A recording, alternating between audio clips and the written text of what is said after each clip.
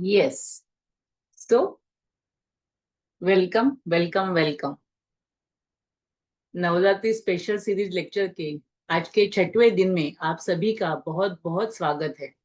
आज की इस सेशन में हम लोग समझने वाले हैं कि गर्भ संस्कार का क्या महत्व है। आप में से बहुत सारे लोगों को शायद अभी बच्चे हो चुके हैं, आप दादी माँ भी बन गए होंगे, परंतु आपके आजू बाजू के जो भी लोग हैं या जो नए कपल्स हैं, उनको आप ये बारे में गाइड कर सकते हो ताकि आगे आने वाली जो पीढ़ी है वह अच्छी तरीके से शारीरिक, मानसिक और भावनिक और आध्यात्मिक रूप से एक सर्वगुण संपन्न संतान वह पैदा कर सके। इसके लिए आज का यह विषय बहुत ही आवश्यक है। तो चलिए आज के इस विषय को हम लोग शुरू करते हैं।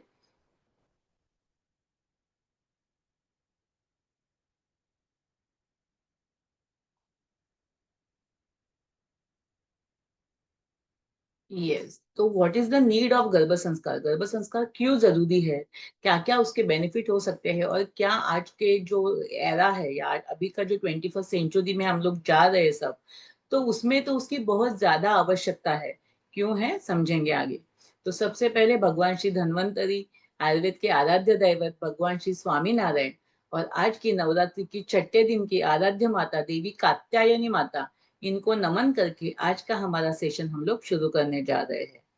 तो नॉर्मली हम लोग बोलते हैं कि pregnancy should be by choice and not by chance. It should be bye appointment and not by accident. क्योंकि जब भी आप प्रेगनेंसी के लिए प्लान करते हो या आप अभी सोचते हो कि मुझे अभी बेबी होना आवश्यक है या अभी हम लोगों को बेबी चाहिए, उस वक्त आपको उसके पहले से ही आपको थोड़ा थोड़ा प्रिपरेशन करना आवश्यक है। ऐसा नहीं होना चाहिए कि कभी भी आपने एक ट्राई किया और उसमें से प्रेगनेंसी या बेबी रेडी तैयार हो गया। क्योंकि छोटी सी आप देखो ना, कपड़े की दुकान में जाते हैं तो कोई एक हमको शॉपिंग करनी, सिंपल सा ड्रेस भी लेना है, तो कितने सारे दुकान हम लोग देखते हैं कि मुझे कैसा कलर चाहिए, कैसा कॉम्बिनेशन चाहिए, किस तरीके का उसका कलर कॉम्बिनेशन होना चाहिए, मिक्स एंड मैच होना चाहिए। सभी चीजों को हम लोग अच्छी तरीके से ध्यान से देखते हैं। कोई डीमार्ट में या शॉपिंग मॉल में भी जाते हो ना, तो हर एक चीज का एक्सपायरी डेट क्या है, उसमें क्या क्या कंटेंट है, कभी बना है, कौन सी कंपनी ने बनाया है, इतनी सारी जांच हम लोग करके फिर वो सिंपल सा प्रोडक्ट हम लोग घर पे लेके आते हैं, या वो चीज या वो वस्तु पदार्थ हमारे घर पे आता है। तो जो बच्चा आपके साथ आपके लाइफ में पूरी जिंदगी रहने वाला है, उसके लाइफ के अकॉर्डिंगली आपके लाइफ में परिवर्तन होने वाला है, बदलाव होने वाला है या इम्पैक्ट होने वाला है। तो वो जो बच्चा आपको लाना है अपने गर्भ में और अपने घर में, उसके लिए हम कोई भी प्रिपरेशन नहीं करते हैं, कोई भी उसके लिए हमारा चेकअप या हमको जो जिस तरीके से तैयारी करनी है वो नहीं करते हैं। तो इसीलिए हम लोग बोलते हैं कि प्री कंसेप्शन गर्भ संस्कार, जिसमें कि गर्भधारणा होने से पहले किस तरीके से आपको तैयारी करनी है, क्या तैयारी करनी है, किस तरीके से आप अपने आप को शारीरिक रूप से, मानसिक रूप से, भावनिक रूप से और आध्यात्मिक रूप से अपने आप को तैयार कर सको आगे आने वाले गर्भ धारण करने के लिए। ठीक है, और इसीलिए प्रेगनेंसी चॉइस से होनी चाहिए। ऐसे हम डिसाइड करेंगे कि मुझे मेरे गर्भ को कब गर्भ अंदर घर के अंदर लाना है, कब उसको गर्भ में लाना है, तो वो प्लान करके ही प्रेगनेंसी होनी चाहिए।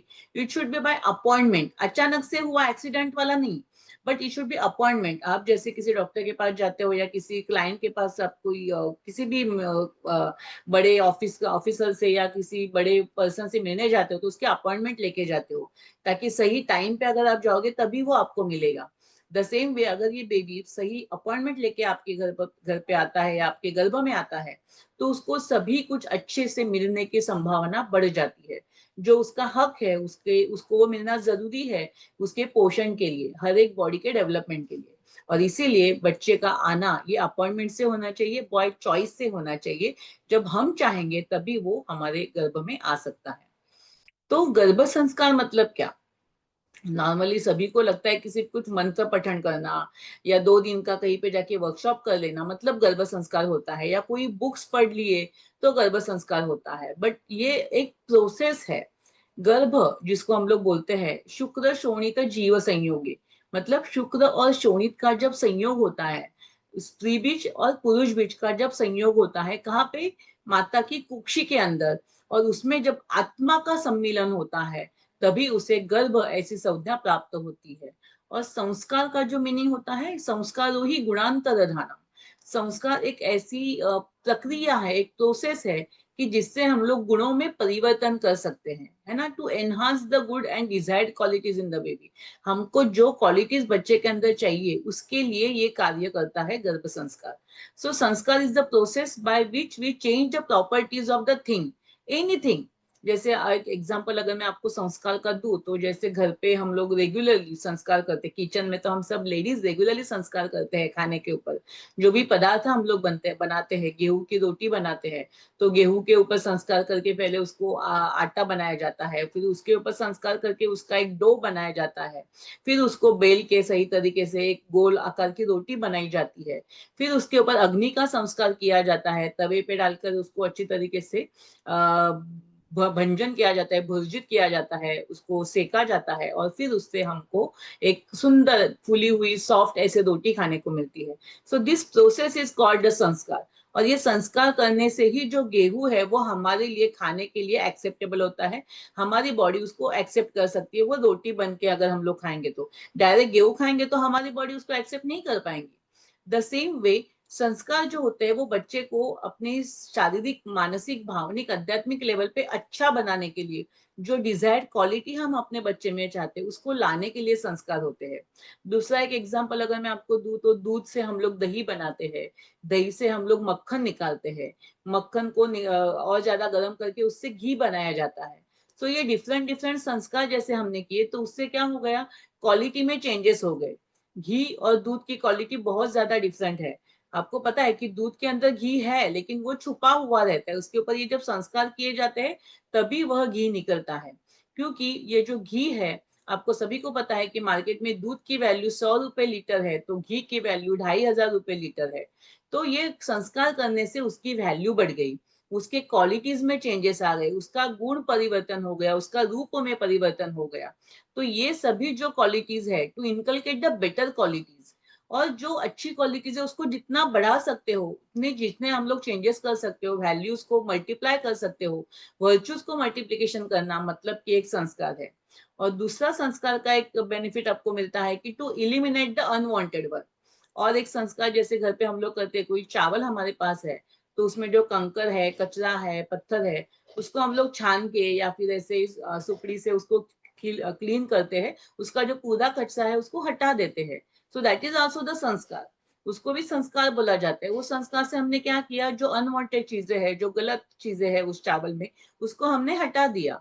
तो ये भी किया जाता है गर्भ संस्कार के साथ भी। बच्चे के अंदर जो क्वालिटी हमको नहीं चाहिए उसको किस तरीके से हटाना है, वो क्वालिटी ना आए इसके लिए हमको क्या करना है, ये सभी चीजें हम लोग उसको मदर्स को और पेरेंट्स को सिखाते हैं, जिससे कि हमारे जो डिफेक्ट्स है या जो प्रॉब्लमेटिक क्वालिटीज है वो डिफेक्ट उसको डिवीजन कर सके, उसको हम लोग कम कर सकते हैं। आयुर्वेद के पंचतंत्र में एक ऐसा श्लोक है कि जिसमें ऐसा वर्णन किया गया है कि आयु कर्मम च वित्तम वित्तम च विद्या निधनमेव च पंचेतान्यपि सुजन्ते गर्भस्य गर्भस्थस्तेव देहिना। द मीनिंग इज, हमारी लाइफ के ये जो 5 अंग है, महत्वपूर्ण अंग है। आयु मतलब कि हमारी लाइफ कितनी होगी, कितना हमारा आयुष्य होगा। कर्म, हम लोग पूरी लाइफ के दरमियान क्या कर्म करेंगे, अच्छे बुरे जो कुछ भी कर्म, जो भी एक्शन हम लोग लेने वाले हैं। पैसा, वित्त, वित्त मतलब कि पैसा, हमें कितना पैसा मिलने वाला है, कितने हमारी लाइफ सुखी या समृद्धता हम अपने लाइफ में प्राप्त करेंगे, कितनी विद्या को हम लोग ग्रहण करेंगे, नॉलेज हम कितना ग्रहण करेंगे, और हमारा निधन कैसे होगा या हमारी मृत्यु कैसे होगी। ये सभी जो है ना, ये पंचेत यानी ये सभी पांचों का जो बेस है या उसका डिटर्मिनेशन, उसका प्री ऑर्टेन्ड मतलब वो कभी डिसाइड होता है, तो गर्भधारण के समय, जब बच्चा मदर के वूम में होता है तभी ये पांचों चीजें डिसाइड होती है। और इसीलिए हमको उसी से पहले, ये सब डिसाइड होने से पहले ही गर्भधारण की जो प्री कंसेप्शन तैयारी है, गर्भ संस्कार के माध्यम से हम लोग जो कराते हैं, ताकि हमारा जो भी आने वाला बच्चा है उसकी आयु बहुत अच्छी हो, वो अच्छे कर्म कर सके, उसके पास अच्छे से पैसा हो, क्योंकि वो उसके पास नॉलेज अच्छा होगा तो डेफिनेटली पैसा उसके पास आएगा, और उसका जो मृत्यु है वो भी सही समय पे प्रॉपर वे से आएगा, ना कि असमय कुछ भी तकलीफ उसको होगी। तो ये सभी पांचों को डिसाइड करने का जो सही समय है, या ये जब डिसाइड होता है जब बच्चा कंसेप्ट होता है, बच्चे माता के गर्भ में बच्चा तैयार होता है। और इसको डिसाइड करने के लिए पहले हमको अपनी तैयारी करनी आवश्यक है। दूसरा एक एग्जांपल अगर मैं आपको दूं ना, तो एक स्टोन होता है, कोई भी पत्थर होता है। अभी पत्थर तो है, बट उसके उसकी मूर्ति बनानी है, और कौन सी मूर्ति बनानी है, वो जो शिल्पकार है जो उसके ऊपर कार्य करेगा वो उसके ऊपर डिपेंड करता है। अगर वो शिल्पकार जो भी कार्य करने वाला है वो अगर एक डिवाइन नेचर का होगा, तो कोई भगवान की मूर्ति उसमें से वो बनाएगा। अगर वो थोड़ा गलत नेचर का होगा, तो ऐसे राक्षस की मूर्ति भी वो बना सकता है। उससे चाहे तो कोई वेपन बना सकता है जो दूसरों को हानि पहुंचा सके। सो जो चाहे वो उस पत्थर से बना सकता है, परंतु ये किसके ऊपर डिपेंड करता है, वो शिल्पकार के ऊपर। द सेम वे बच्चा तो गर्भ में आ गया है अभी, समझो, तो वो माता है, आप जो माता हो जो बच्चे को आगे जन्म देने वाली है, तो आप एक शिल्पकार हो। आपके पास तो ये बच्चा गर्भ एक सॉफ्ट, अभी जो था ना, एक नया सा मिट्टी का गोला जैसे आया है, एक पत्थर जैसा है। उसको कौन सा आकार देना है, उसमें से क्या बनाना है, ये आप डिसाइड कर सकते हो। और अगर ये सही समय पर आपने ये एक्शन लिया, सही समय पर ये कार्य किया, तो यकीनन दिस इज पॉसिबल कि आप उस मिट्टी के गोले से या उस पत्थर से आपको जैसी चाहिए मूर्ति, गणेश जी की मूर्ति बनाओ, विष्णु जी की मूर्ति बनाओ, देवी माता की मूर्ति बनाओ, जो चाहिए वो बना सकते हो। ये कैपेसिटी हर एक मदर के अंदर होती है। अभी गर्भ संस्कार की आवश्यकता क्यों है, क्यों करना चाहिए गर्भ संस्कार? गर्भ संस्कार इसके लिए आवश्यक है क्योंकि ये जो बच्चे हैं आगे आने वाले, यही हमारी रियल प्रॉपर्टी है। अगर हम देखें आजकल भी समाज में, हमारी फैमिली के लिए, हमारी सोसाइटी के लिए और हमारी कंट्री के लिए भी, जो आज हमारे बच्चे हैं, जो यंग जनरेशन है, they are the real properties. Normally मैं पेशेंट से भी बोलती हूँ कि आप अगर जब 60 साल के हो जाते हो, बूढ़े हो जाते हो, तो आपको दो ही सवाल पूछे जाते हैं। एक, आपकी तबीयत कैसी है, और दूसरा, आपके बच्चे क्या करते हैं। अगर ये दोनों सवाल का जवाब आप बहुत खुशी से और अच्छे से दे सकते हो, दैट मीन्स आपने आपकी जिंदगी को सही तरीके से व्यतीत किया है। अगर कहीं पे भी ये दोनों चीजों में गड़बड़ी है, तो आपको कहीं ना कहीं तकलीफ होने वाली है। तो आपके बच्चों को अच्छा बनाना सभी तरीके से, शारीरिक, मानसिक, भावनिक, आध्यात्मिक रूप से, तो आपको गर्भ संस्कार करना आवश्यक है। And this is the best investment in the world. कोई भी चीज का, अभी शेयर मार्केट का आप सभी को पता है, जब हम लोग आज एक 10,000 रुपए अगर इन्वेस्ट करते हैं, तो एक 10 साल के बाद उसके 1 लाख रुपए, 10 लाख रुपए भी हो सकते हैं, वी डोंट नो। कभी कभी 1 लाख रुपए के 10 लाख हो सकते हैं, कभी 5 लाख हो सकते हैं। द सेम वे ये जो प्रेगनेंसी वाला पीरियड है, प्रेगनेंसी रहने के प्लानिंग वाला पीरियड है, इसमें आप जो भी आपके टाइम का, आपकी एनर्जी का, आपके नॉलेज का और थोड़ा बहुत पैसे का भी जो खर्चा करना पड़ता है एक्टिविटीज करने के लिए, बुक्स लाने पड़ते हैं, सामान लाना पड़ता है, तो ये अगर आप इन्वेस्टमेंट थोड़ा सा करते हो, तो this is the best investment जो आपको मल्टीप्लाई करके मिलेगा आगे जाकर आपके बच्चे के माध्यम से। क्योंकि वो जो बच्चा बनेगा वो सर्वगुण संपन्न एक बोलते ना ऑल राउंडर ऐसा बेबी आपको प्राप्त हो सकता है। और इसीलिए हमको गर्भ संस्कार करना आवश्यक है। क्योंकि हर एक माता पिता चाहते हैं, हर एक माता पिता कोई भी हो, वो चाहते हैं कि मेरा बच्चा स्मार्ट हो, स्ट्रांग हो, दिखने में सुंदर हो, हेल्दी हो। हेल्दी सिर्फ शारीरिक दृष्टि से नहीं, परंतु शारीरिक, मानसिक, भावनिक और आध्यात्मिक रूप से, physical, mental, social and emotional wellbeing is the true health, WHO की डेफिनेशन में बताया गया है। सो वैसी हेल्थ हमें बच्चे को देनी है। हैप्पीनेस उसके लाइफ में होना चाहिए, इंटेलिजेंट होना चाहिए, जीनियस होना चाहिए, करेजियस होना चाहिए, उसका फ्यूचर बहुत ब्राइट होना चाहिए, जो कुछ भी कार्य वो अपनी लाइफ में करे बहुत ही सहजता से और सक्सेसफुली वो कर सके। ये सभी माता पिता चाहते, कोई भी माता पिता नहीं होगा यहाँ पे कि जो ये सब चीजें नहीं चाहेगा अपने बच्चे के लिए। और इसीलिए हमको गर्भ संस्कार करना आवश्यक है। अभी लेकिन ये हम सभी तो चाहते कि ऐसे बच्चे हो, परंतु प्रैक्टिकली क्या दिखाई दे रहा है? अगर आज आप समाज में देखो, तो जो भी पेरेंट्स है, बहुत सारे मेरे पास जो पेरेंट्स आते हैं, वो अपने बच्चे से तंग हो चुके हैं। बच्चा मानता नहीं है, बहुत एग्रेसिव हो गया है, बहुत चिड़चिड़ करता है, झूठ बोलता है, कॉन्स्टेंटली कंप्लेंट करते रहता है, खाने में भी कंप्लेंट, पीने में कंप्लेंट, सोने में, सब जगह पे उसकी कंप्लेंट चालू है। उसके भाई बहन के साथ, सिबलिंग्स के साथ उसका सही तरीके से नहीं जमता है, झगड़े होते हैं, एक दूसरे को सपोर्ट नहीं करते हैं। स्क्रीन टाइम तो इतना बढ़ चुका है कि मोबाइल एडिक्शन, टीवी का एडिक्शन, ये सभी की वजह से बच्चे का कोई भी चीज होती है ना, इससे बहुत बच्चे के लाइफ पे इम्पैक्ट हो रहा है। खाने पीने की गलत आदतें, कुछ कुछ ऐसे पेशेंट है कि उनको, उनके बच्चे को खाने की इतनी गलत आदतें हैं कि जिसकी वजह से उनका पोषण ही नहीं हो रहा है और बार बार वो बीमार पड़ रहे हैं।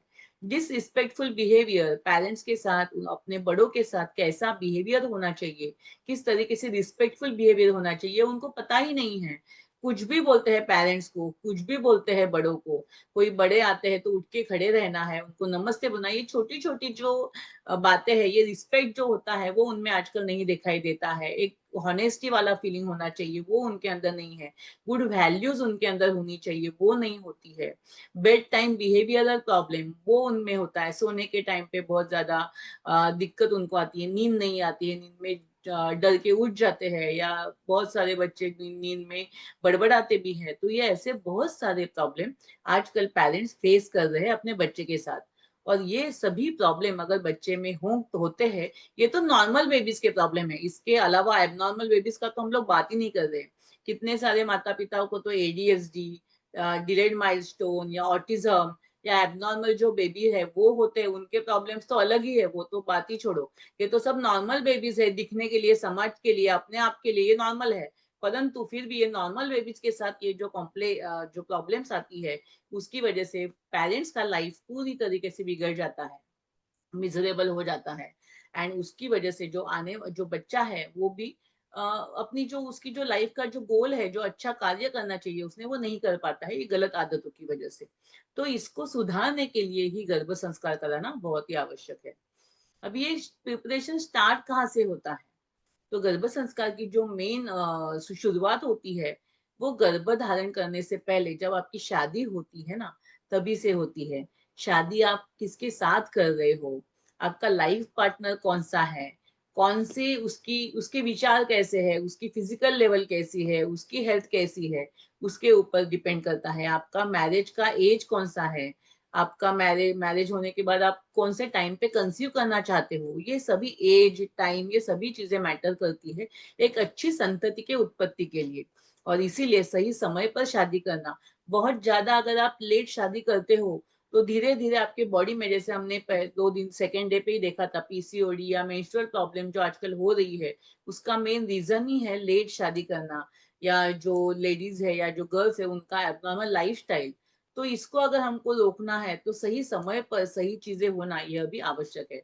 सो ये जो प्रिपरेशन है वो तभी से चालू होता है जब आप प्लानिंग करो अपनी शादी के लिए, सही समय पे सही पर्सन के साथ आप शादी करते हो, तो डेफिनेटली आगे का सब कुछ अच्छा हो सकता है। गर्भ संभव सामग्री, ऐसे एक आयुर्वेद में पूरा वर्णन किया गया है, सुश्रुत संहिता जो हमारी है उसमें एक श्लोक दिया गया है कि गर्भ की तैयारी करना। जैसे फॉर एन एग्जाम्पल अगर मैं आपको दूं, तो समझो अगर मेरे बच्चों ने मुझे बताया कि भाई आज शाम को आप मुझे पूरन पोली खानी है तो आप पूरन पोली बनाओ, या कुछ पाव भाजी खानी है तो पाव भाजी बनाओ। तो अचानक से अगर वो बताएगा शाम को मैं घर पे जाऊंगी, तब तो मैं नहीं बना पाऊंगी। लेकिन अगर पहले से मुझे पता है, अगर आज सुबह ही उसने मुझे बताया होगा, तो मैं दोपहर को जाते समय जो भी सामान उसके लिए लगने वाला है, जो भी प्रिपरेशन मुझे करना है, वो अच्छी तरीके से मैं करके रख सकती रख सकती हूँ। और शाम को जब भी उसको चाहिए या जब भी हाँ खाने का समय हो, उस वक्त ये सभी चीजें मैं उसको बनाकर दे सकती हूँ। लेकिन अगर उसने मुझे ऑन टाइम बताया तो फिर मैं नहीं बना सकती हूँ ना, पॉसिबल नहीं है, क्योंकि उसके लिए सामान लगता है, उसके लिए प्रिपरेशन लगता है। द सेम वे, अगर आप अचानक से जाकर कंसेप्शन करने के लिए तैयार हो जाओ और गर्भ धारण करने के लिए एक्शन ले लो, तो वो जिस जैसा बेनिफिट आपको मिलना चाहिए वैसा नहीं होगा। शरीर में अपनी बॉडी के अंदर जो भी तैयारी है वो अगर आपने सही तरीके से नहीं की है, तो आपको अच्छी संतति की प्राप्ति नहीं हो सकती है। फिर कुछ ना कुछ कॉम्प्लिकेशन आपके प्रेगनेंसी में हो सकता है, डिलीवरी के समय प्रॉब्लम हो सकता है, आगे जाके बच्चे में भी कुछ ना कुछ प्रॉब्लम हो सकता है। There are chances. और इसीलिए आयुर्वेद में ये गर्भ संभव सामग्री, गर्भ उत्पत्ति करने के पहले ये चारों चीजों के ऊपर आपको ध्यान देना है। कौन कौन सी है चार चीजें? तो है ऋतु, क्षेत्र, अंबु और बीज। ये जैसे कोई खेती करता है, आप इमेजिन करो जब कोई खेती करता है, तो खेती करने में कौन सी चीजें आवश्यक होती है? चार चीजें आवश्यक होती है।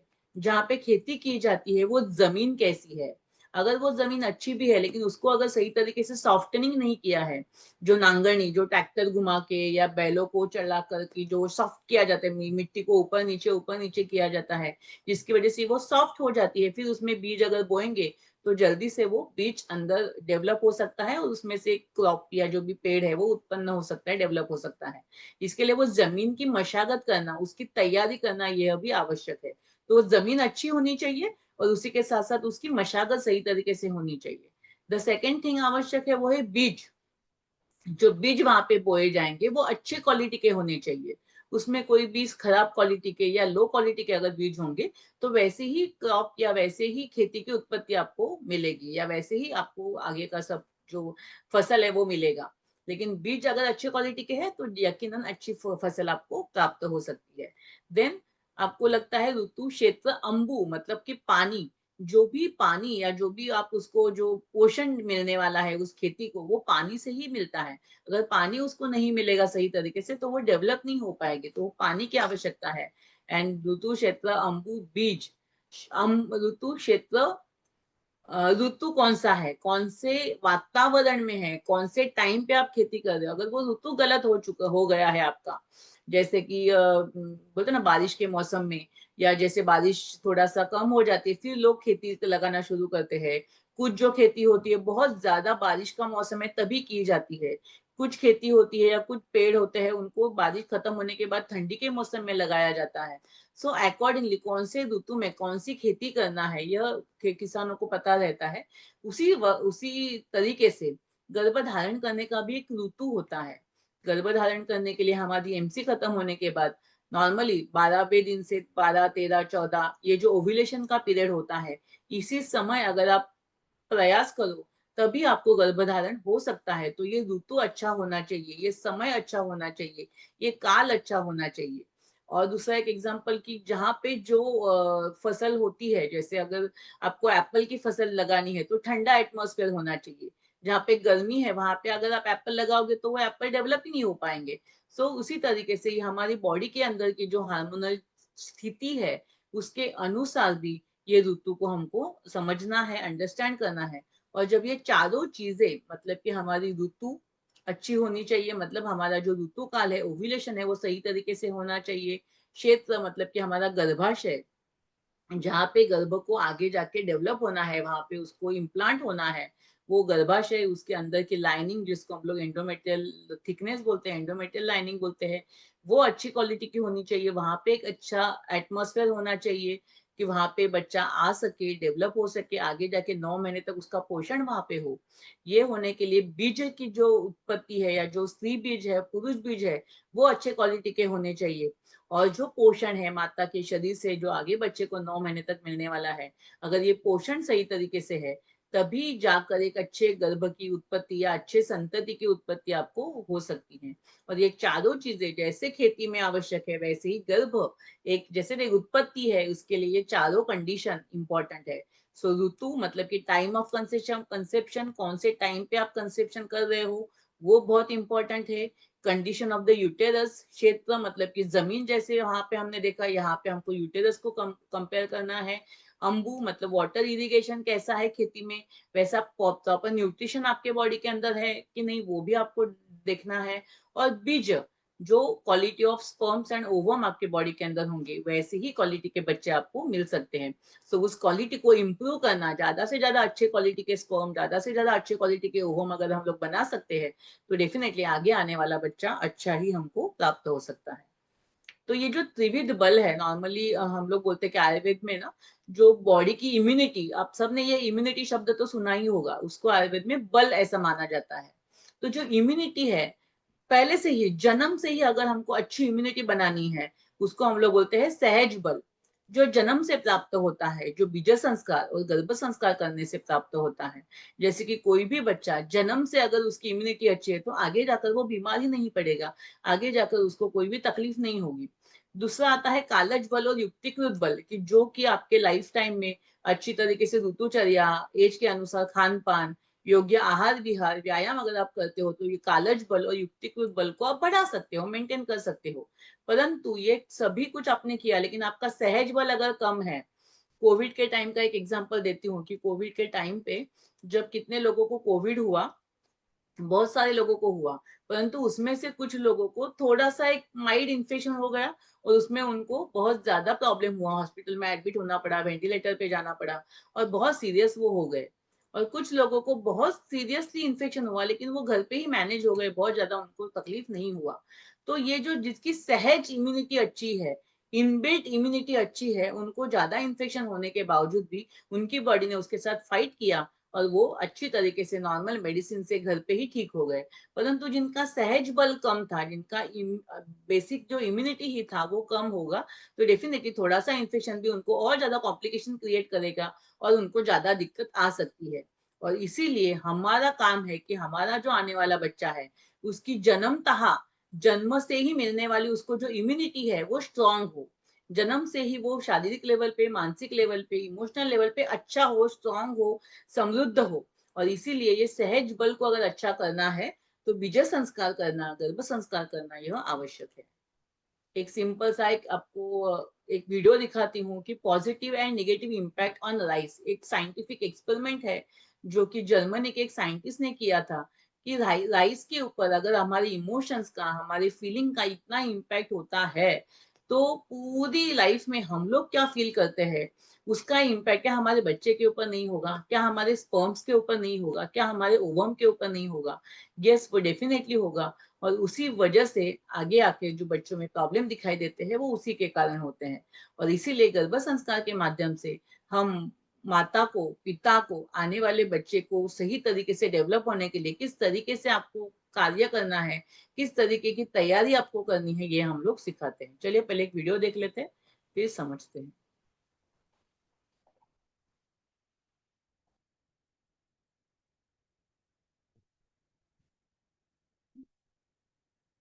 एक मिनट।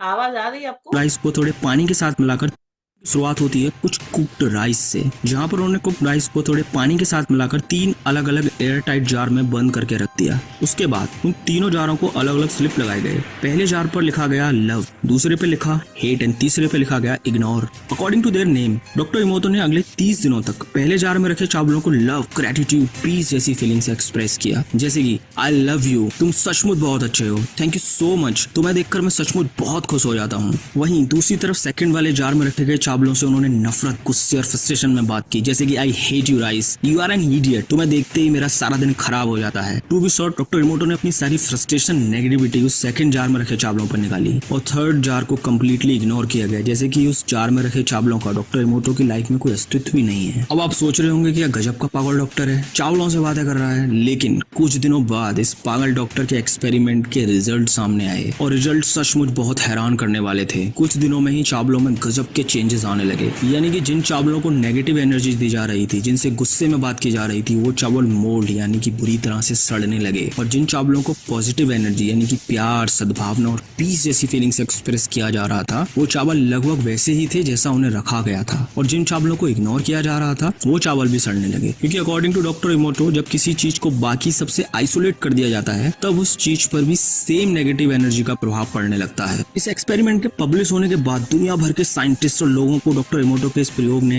हिला दिया। उसके बाद लाखों लोगों ने इस एक्सपेरिमेंट को ट्राई किया और हर बार रिजल्ट लगभग सेम ही थे। But here is the catch, doctor इमोटो का ये एक्सपेरिमेंट केवल आपके एनर्जी ट्रांसफॉर्मेशन पर डिपेंड करता है। यानी कि जब आप राइस से बात कर रहे होते हैं, तब असल में आप राइस में पॉजिटिव या नेगेटिव एनर्जी ट्रांसफर कर रहे होते हैं। उस समय आपकी फीलिंग कितनी इंटेंस है। अगर हंसते हुए या मजाक में आप बोलोगे कि आई हेट यू, तब ऐसे में एक्सपेरिमेंट फेल हो जाएगा। इसलिए फीलिंग्स का प्योर होना बहुत जरूरी है। प्योर फीलिंग्स के साथ किए गए इस एक्सपेरिमेंट के रिजल्ट देखकर आप दंग रह जाओगे कि कैसे केवल आपके विचार और आपके वर्ड्स आपके आसपास के लोगों की और इवन इस पूरे यूनिवर्स की सिचुएशन को बदल सकते हैं। जो लोग भी बहुत ज्यादा नेगेटिव सोचते हैं या खुद को हर समय क्रिटिसाइज करने वाले लोग असल में अपने अंदर नेगेटिव एनर्जी एब्जॉर्ब कर रहे होते हैं, और यही नेगेटिव एनर्जी आपको भी चावलों की तरह अंदर से सड़ाने लगती है और मैनिफेस्ट करती है नाकामी, बीमारी और टूटे हुए रिश्तों और नाखुश जिंदगी के रूप में। So be aware what you think and say. Yes.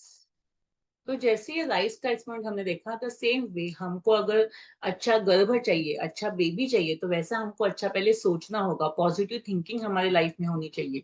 और इसीलिए अलग अलग एक्टिविटीज हम प्रेगनेंसी के दरमियान और बिफोर प्लानिंग भी कुछ एक्टिविटीज हम लोग करने के लिए देते हैं पेरेंट्स को। आत्म संवाद करने के लिए बोलते हैं, गर्भ संवाद करने के लिए बोलते हैं, जिससे कि आप ये पॉजिटिव एनर्जी अपने बच्चे को ट्रांसफर कर सको अपनी बॉडी के अंदर। वो पॉजिटिव एटमोसफेयर अगर आप क्रिएट करते हो तो यकीनन वहां पे डेवलप होने वाला बच्चा अच्छा ही डेवलप होगा। एक एग्जांपल आपको देती हूँ कि अगर आपके घर पे कोई मेहमान आते हैं, आपने उनको सही तरीके से सब कुछ खाना खिलाया, स्टार्टर दिया, सूप दिया, जो आपने खाना बनाया था वो भी बहुत अच्छा था, इतना टेस्टी खाना था कि आप कोई भी उंगली चाटता रह जाएगा, इतना सुंदर खाना आपने खिलाया, परंतु आपने उनके साथ अच्छी तरीके से बात नहीं की, उनको हंस के अप्रिशिएट नहीं किया, तो क्या उनको अच्छा लगेगा? बिल्कुल नहीं अच्छा लगेगा। द सेम वे जो बच्चा आपके गर्भ में आ रहा है, आपको लगता है कि मैं तो अच्छा खा रही हूँ, अच्छा उसको दवाइयाँ ले रही हूँ, आयरन कैल्शियम की टैबलेट्स तो ले रही हूँ, ये सभी जो है ना ये अच्छे खाने के जैसा है, परंतु उसको इमोशनल सपोर्ट देना, एक पॉजिटिव फीलिंग देना। अगर आप किसी के घर उन्होंने बहुत अच्छा खाना नहीं खिलाया लेकिन बहुत खुशी से आपका स्वागत किया, भले सिंपल दाल चावल सब्जी रोटी ही आपको खिलाया, लेकिन आपको बहुत अच्छा लगता है क्योंकि सामने वाला बहुत खुशी से, बहुत ईगरली आपका वेट करता है, आपको एप्रिशिएट करता है, आपके साथ गप्पे मारता है, आपके साथ बातें करता है, then you feel that positive energy कि चलो उनके घर पे जाके मुझे बहुत अच्छा लगा। द सेम वे अगर वो बच्चा या गर्भ आपके घर पे आया है, आपके वूम में आया है, तो वो एनर्जी पॉजिटिव होना बहुत आवश्यक है। अगर वैसी नहीं होगी तो यकीनन फिर वो उसमें कुछ ना कुछ कॉम्प्लिकेशन हो सकते हैं, डेवलपमेंट में प्रॉब्लम हो सकता है, या फिर फिजिकल, मेंटल, सोशल, इमोशनल कहीं पे भी वो प्रॉब्लम आगे जाकर मैनिफेस्ट हो सकता है। और इसीलिए अगर हमको शारीरिक रूप से, मानसिक रूप से, भावनिक रूप से और आध्यात्मिक रूप से सभी तरीके से एक हेल्दी चाइल्ड चाहिए, हेल्दी बच्चा चाहिए, तो गर्भ संस्कार के माध्यम से, प्री कंसेप्शनल गर्भ संस्कार के माध्यम से पूरी तरीके से तैयारी करके ही हमें गर्भधारण के लिए तैयार होना है। और गर्भधारण होने के बाद भी गर्भ संस्कार के माध्यम से पूरे 9 महीने ये सभी एक्टिविटीज अगर हम लोग करते हैं, तो डेफिनेटली हमें आने वाला बच्चा एक सर्वगुण संपन्न, हेल्दी, हैप्पी और डिवाइन बेबी आपको प्राप्त हो सकता है। सो यस, आज के सेशन के लिए इतना ही। So thank you so much, आप सभी को बहुत बहुत धन्यवाद। और आई होप कि आपको भले इसकी अभी जरूरत नहीं भी हो, लेकिन आपके आजू बाजू के लोग जो नए कपल है या नए प्लानिंग वाले कपल्स है, जो नई शादी उनकी होने वाली है, उनको अगर आप ये मैसेज फॉरवर्ड करते हो, उनको अगर ये वीडियो आप शेयर करते हो, तो डेफिनेटली उनकी लाइफ में कुछ ना कुछ परिवर्तन आपकी वजह से हो सकता है, और उनके लाइफ में जो बच्चा आएगा वो हेल्दी, हैप्पी और डिवाइन बच्चा ऐसे प्राप्त हो सकता है उनको। सो thank you so much, God bless you all with healthy, happy and divine life. Thank you, thank you, thank you. Yes, किसी को कोई क्वेश्चन है तो आप पूछ सकते हो, मैंने आज चैट को अनम्यूट किया है, आप अभी अनम्यूट अपने आप को कर सकते हो।